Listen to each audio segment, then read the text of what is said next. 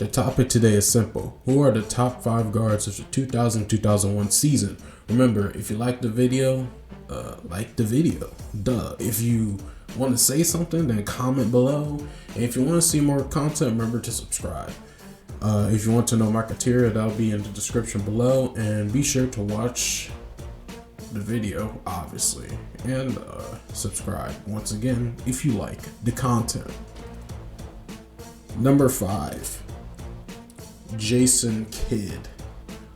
Jason Kidd this year was a really good facilitator, and he was really good defender. Amongst these 5 guards, he averaged the most assists and nearly the most steals. He amongst the top 5 ranked guards, ranked top in pace of 94, which is comparable to the top 3 fastest teams in the league at that time.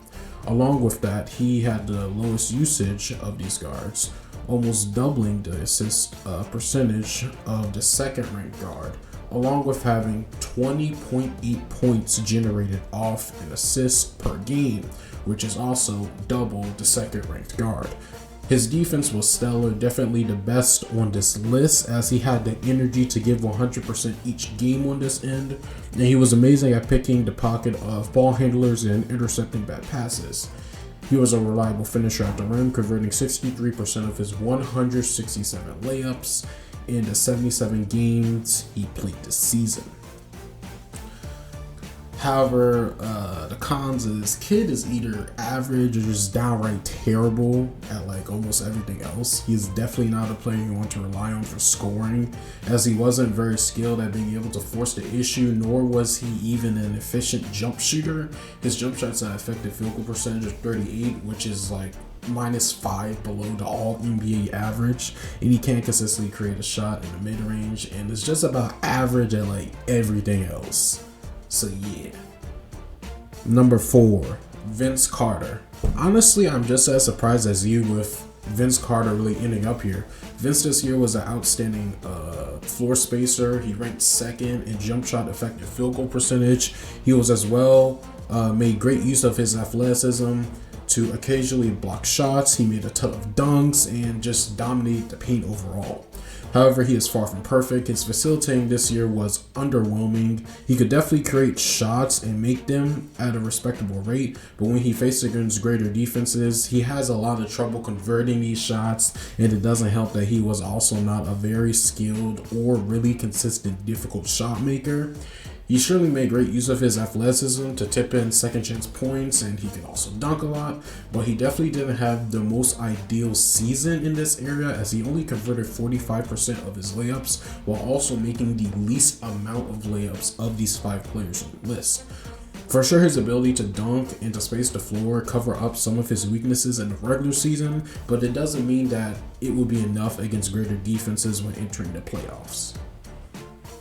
Number 3, Ray Allen. As for the pros, Ray Allen was just insane this season. He was both an elite shooter and a decent finisher in the paint, and an all-around elite scorer. Being both highly efficient and versatile, he ranks number 1 in effective field goal percentage, has the 2nd lowest usage rate, while generating 10.3 points off an assist, which is more than someone on this list who has 35 usage percentage. He had the number 1 ranked pace amongst these guards and stepped up his game to another level during these playoffs. As far as cons go, there really aren't any truly glaring weaknesses. The only thing that could be exposed would maybe be his defense, which is about average. Number 2, Allen Iverson. Oh man. These 2 spots between AI and Ray Allen were close, but I give it to AI. The slight edge though, it's only by a little bit. In this season, AI not only led the list of guards, but also the NBA in points per game. The volume which he scored was amazing, as he had the most 30-point games of any player in the league this season, along with 2 50-point games. He was a sensational difficult shot maker this season, easily the 2nd best in that respect, and he as well could consistently create space for himself thanks to his ball handling. He had every turn attempted to speed up the pace for his team, having the highest positive differential in player pace versus team pace, and he led all guards here with 7 points on the fast break. He was as well an absolute nightmare for rim protectors, as he was highly efficient with his 269 layups made on 68 field goal percentage, and constantly put opponents in foul trouble, leading this list in free throw rate as well. Though I wouldn't say he was a great man-to-man defender, he was still regardless put a lot of effort on that end. What made him valuable on defense was his quick hands to grab steals and his agility to intercept passes. Though AI clearly is not, and I repeat, not a better offensive player than Ray, he still has much greater displays of athleticism, more dominant individual performances, and defensive play, which just is enough to rank him higher. But honestly, like, if you say Ray's 2, then you got it. I don't like it's interchangeable. As far as cons, Allen Iverson's big problems in the season, at least, was his inability to make shots at an ideal rate and his efficiency overall. By the way, I don't mean efficiency as in average field goal percentage. I try to avoid doing that. I mean efficiency as far as shot selection. As good as he was at converting right at the restricted area, he had problem making shots at virtually every other spot on the floor. His inability to shot make consistently also led to an overall negative jump shot effective field goal percentage, as he ranked the lowest amongst his 5 guards and was -6 under the all NBA guard average.